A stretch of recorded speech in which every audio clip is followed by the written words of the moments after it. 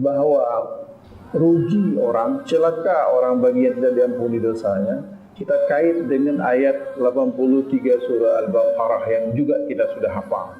Ya ayyuhalladzina amanu kutiba alaikumusiyam kama kutiba alal ladzina min qablikum la'allakum tattaqun.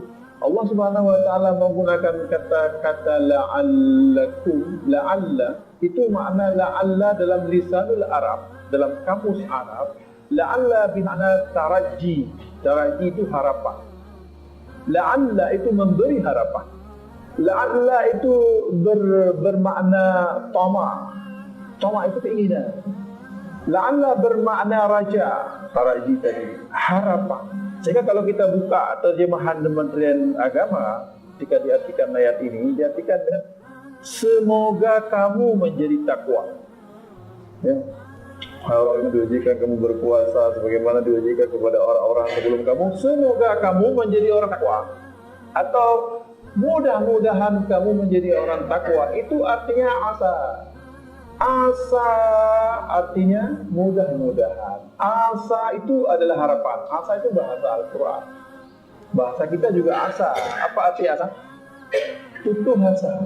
Apa arti putus asa? Putus harapan. Asa menggantungkan harapan. Juga berarti kai. Kai itu agar. Agar menjadi orang takwa. Agar kai. Lagi ayat yang hubungan antara ke. Kai la yakuna dulatan bainal aghniya'i minkum. Agar harta itu tidak hanya berputar di antara orang-orang kaya saja di antara kalian. Jadi kai. Jadi la'alla maknanya adalah kai. Agar menjadi orang takwa. La'alla artinya adalah asa. Mudah-mudahan jadi orang takwa. Jadi arti daripada la'alla ini adalah iqtisafan bil mungkin. Mungkin itu dicapai, mungkin itu diperoleh. Enggak ada mustahil untuk diperoleh. Apabila diusahakan itu mungkin untuk diperoleh. Tidak mustahil. Jadi apa maksudnya? Mungkin kita jadi orang takwa lah. Berpeluang untuk menjadi orang takwa maksudnya. Siapa saja yang melakukan ibadah puasa berpeluang menjadi orang takwa. Kehadiran bulan Ramadan ini memberi peluang untuk orang menjadi takwa. Bagi siapa? Bagi yang memanfaatkan peluang. Tanpa memanfaatkan peluang maka Ramadan berlalu begitu saja tanpa punya makna, tanpa punya arti, karena Ramadan dianggap sesuatu yang biasa saja. Jadi karena itu yang perlu kita lakukan hari ini adalah memanfaatkan peluang. Saya ingin tambahkan sedikit lagi lawan daripada la'alla adalah laita. Laita itu tamanni. Mungkin tadi kita baikkan dulu ya. Mengingatkan kembali tamanni itu sesuatu yang dicita-citakan, yang dihayalkan, yang tidak mungkin terjadi. Ya laitani kuntu turaba. Ya Allah, kenapa aku tidak dijadikan sebagai tanah saja? Ya laitani qaddamtu li hayati. Ya Allah, kembalikan aku ke dunia. Sesuatu yang tidak mungkin. Umpamanya sekarang sudah 40 tahun umur atau 50 tahun umur, itu laita untuk dikembalikan kepada umur 20 tahun. Ya laitani, kembalikan ke 40 tahun. Sesuatu yang tidak mungkin. Apalagi sudah 40 tahun ke atas, bapak-bapak dan ibu-ibu sidang jemaah yang berbahagia, itu memang ada ayat khusus kan, hatta wasainal insana biwalidayhi hamalathu ummuhu kurha wa wada'athu kurha wa hamluhu wa fisaluhu 30 syahra hatta idza balagha ashuddahu wa balagha 40 sanah. Qala rabbi awzi'ni an ashkura ni'mataka allati an'amta 'alayya wa 'ala walidayya wa an a'mala salihan tardah wa aslih li fi dhurriyyati inni tubtu ilaika wa inni minal muslimin.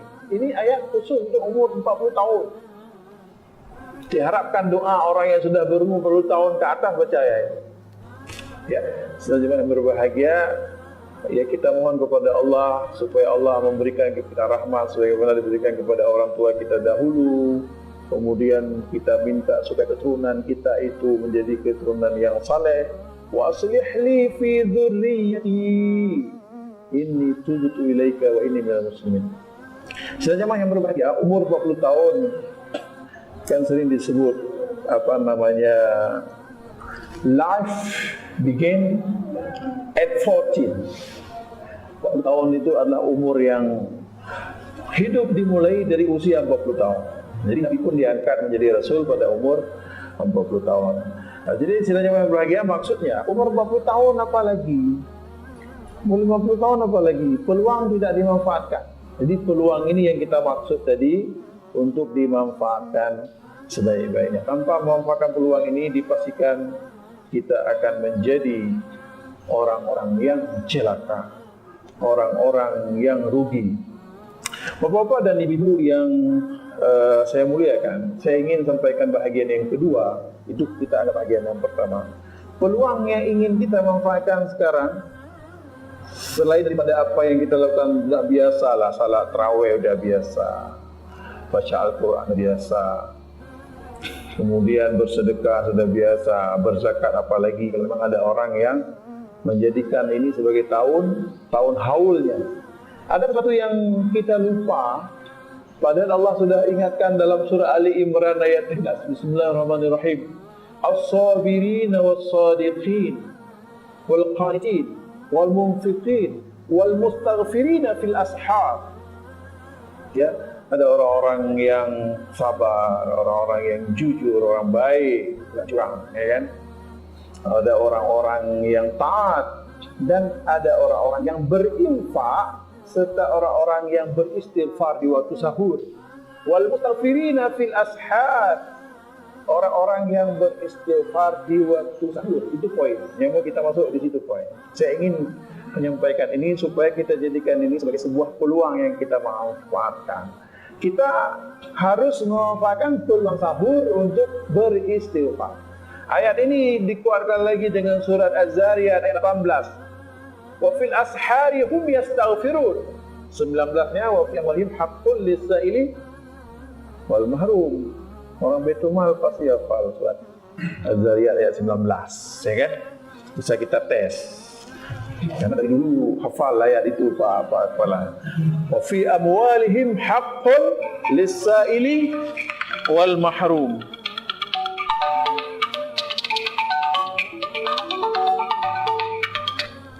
Baik, ayat 18-nya didahului dengan wafil ashari hum yastaghfirun, dan pada waktu sahur mereka itu beristighfar. Kata Ibnu Katsir, orang-orang yang takwa itu, ini diperoleh dengan cara berpuasa. Orang-orang yang bertakwa adalah orang-orang yang memanfaatkan momentum sahur itu untuk beristighfar. Jadi sahur itu harus dimanfaatkan untuk beristighfar. Dan sahur itu tentu di Ramadan kan setiap pagi ada sahur, tapi kalau di luar Ramadan juga ada waktu sahur. Yang dimaksud adalah bukan hanya di Ramadan saja. Tapi karena kita memang tidak menunggu waktu sahur, yang kita tunggu waktu subuh di luar Ramadan. Kecuali yang ada salat waktu sahur namanya. Atau kita awalkan makan sedikit, lebih banyak lagi kita dapat istighfar. Yang penting waktu sahur beristighfar. Ini yang mau disampaikan. Wa fil asharihum yastaghfirun. Waktu sahur itu pulang melulu. Payung buku 50 kilo. Payung buku dia tadi. Itu dia tadi pernya Pak Eri gitu, Pak. Gol Pianuddin mana Gol Pianuddin? Tarik sih, Pak. Kalau itu bukan istighfar yang mau kita sampaikan. Itu dulu Pak Eri, sekarang saya rasa nggak boleh. Dua kali lebih berat lah umumnya kan. Bapak-bapak dan ibu yang dirahmati Allah Subhanahu Wa Taala, langsung setelah kita ini perlu manage lah, istilahnya memanage. Tanpa memanage nggak bisa. Tanpa kita atur sendiri waktu makan sahur, kita yang mengatur sendiri. Maka disiplin kali orang puasa itu, orang Islam, orang yang melakukan salat juga. Jadi kita bangun, katakanlah yang bangun awal istri, betul kan? Betul ya, istri bangun duluan kan? Memasak, kemudian dia bangunin suaminya untuk makan sahur pada jam yang telah disepakati. Jam berapa makan kita? Jam 5 kurang 10. Kita makan 10 menit misalnya. Nah, ada waktu istighfar 7 menit. Kita startlah istighfar di situ. Kalau kita sudah pergi ke masjid, di masjid terus kita istighfar. Salat 2 rakaat tahiyatul masjid, tancap istighfar. tidak baca Quran di situ. Bukan nggak boleh. Dia salah paham sama masalah Allah. Bukan tidak boleh membaca Quran. Bukan tidak boleh membaca zikir lain. Kan boleh baca subhanallah wa bihamdihi subhanallahil azim, kalimatani khafifatani 'ala lisan, apa namanya? Thaqilatani fil mizan. Dua kalimat yang berat, yang ringan di mulut tapi berat di timbangan. Subhanallah bihamdihi subhanallahil azim, subhanallah wa bihamdihi subhanallahil azim. Boleh kita baca. Waktu sahur pun boleh, tapi tidak disuruh itu. Itu yang berbeda. Afdalu dzikri fa'lam annahu la ilaha illallah. Boleh enggak baca waktu sahur? Tentu boleh, tapi tidak suruh. Itu yang mau kita sampaikan. Saya salah paham. Untuk kepala orang haji la ilaha illallah. Ya kan itu masalah. Yang sumbu pendek, ya kan seperti itu. Jadi la ilaha illallah boleh baca pada waktu sahur, tapi tidak disuruh. Saya mau baca zikir lain, ya hayyu ya qayyum bi rahmatika astaghits aslih li fi sya'nihi. Ya Allah, ya hayyu ya qayyum bi rahmatika astaghits, yang maha hidup yang berdiri sendiri. Aslih li sya'nihi kullahu wa la takilni ila nafsi tarfata ain. Tolong selesaikan masalah aku ya Allah. Tidak cuma banyak masalah juga. Sekarang kita tahu dah. Aslih li sya'ni kullahu. Tolong selesaikan seluruh masalahku. Kullahu luar biasa. Aslih li sya'ni kullahu. Tolong selesaikan seluruh masalahku. Wala takilni ila nafsi tarfata ain. Jangan serahkan kepadaku masalah itu walau hanya sekedip mata. Jadi raya panjang masalah, bukan selesaikan sendiri, bukan. Allah yang menyelesaikan. Tanpa Allah ya tidak selesai. Walaupun selesai melalui orang lain katakan, tapi itu hanya atas izin Allah. Namanya menyempurnakan ikhtiar. Minta tolong Pak Fulan, Pak tolong Pak. Itu menyempurnakan ikhtiar. Izinnya dari Allah. Kalau tidak izinkan tidak akan selesai. Jadi karena itu yang menyelesaikan masalah kita adalah Allah. Wa'akilni ila nafsi tarfata ain. Jangan serahkan walau hanya sekedip mata pun. Jadi kalau itu seolah-olah putus sandal pun bilang sama Allah, ya Allah sandal saya putus. Ya Allah kancing baju saya putus. Ya Allah honor saya belum keluar. Pokoknya seperti itu. Itu wala takilni ila nafsi tarfata ain. Boleh enggak baca zikir ini? Boleh. Tentu boleh, tapi tidak disuruh pada waktu sahur. Itu yang mau kita sampaikan. Apa yang disuruh pada waktu sahur? Wa fil asharihum yastaghfirun. Beristighfar di waktu sahur. Walaupun siang malam tak beristighfar, kan sudah ada hadis lain. Sudah ada hadis lain tentang istighfar, bahwa allazimal istighfar ja'alallahu lahu min kulli hammin faraja wa kulli dhayqin makhraja. Ya. Siapa yang melazimkan istighfar, mendawamkan istighfar, Allah selesaikan masalahnya. Ya, Allah lapangkan kesempitannya, hatinya. Wa yarzuquhu min haitsu la yahtasib. Allah rezeki kepadanya dengan istighfar lah, dengan istighfar. Istighfar di siang hari, istighfar di malam hari, istighfar di sepanjang waktu luang yang kita punya, istighfar. Tapi pada waktu sahur itu istighfar yang paling utama. Itu poin yang kita sampaikan pada kesempatan ini. Jadi karena itu kita berazamlah sekarang. Berazamlah sekarang. Kalau tadi sudah lewat satu hari ya sudahlah. Sudah lewat sahur pertama, sudahlah. Karena kita cuma makan sahur di bulan Ramadan misalnya, ya kan? Kita tidak makan sahur di Senin, kita tidak makan sahur di Kamis, kita tidak makan sahur di hari-hari putih, kita tidak makan sahur di puasa Daud. Ya sudahlah, makan sahur di Ramadan. Berarti sahur Ramadan harus diisi dengan istighfar. Berbanyak istighfar kepada Allah Subhanahu wa taala. Masalah yang kita hadapi sebenarnya itu karena masalah yang kita ukir sendirilah. Masalah yang kita hadapi itu, masalah yang menimpa kita itu masalah dari dosa kita.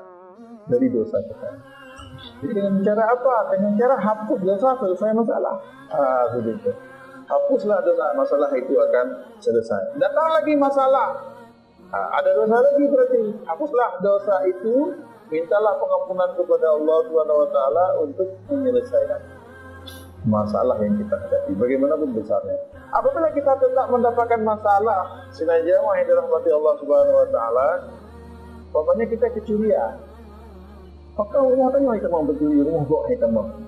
Umpamanya kan rumah tetangga tidak. Kenapa vario kita yang hilang? Umpamanya, malah. Saya minta maaf kalau contohnya sama. Apakah kita ada masalah? Cara melihatnya adalah pencuri tetap salah dia.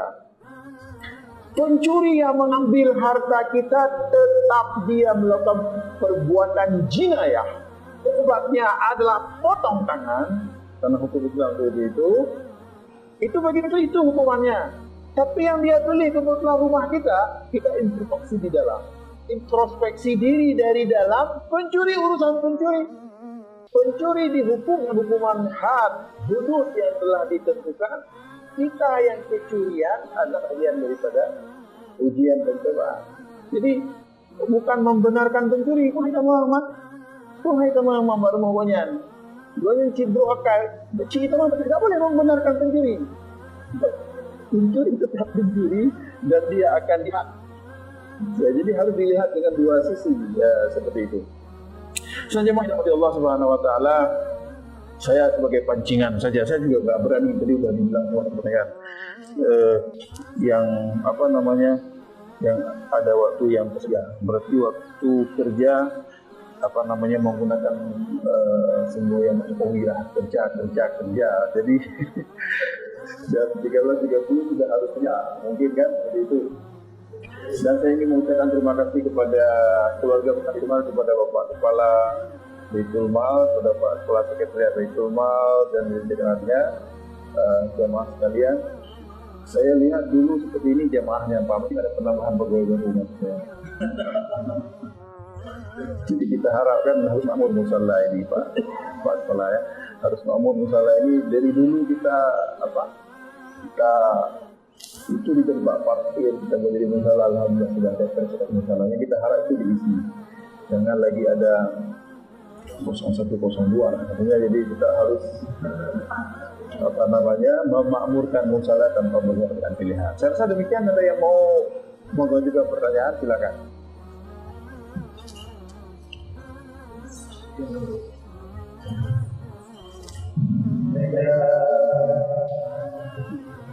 Gak usah pakai mic lah kalau ada. Saya silakan satu orang saja dan yang berpesan pulang. Ada yang berpesan? Ada dari ibu atau katakan habis Pak.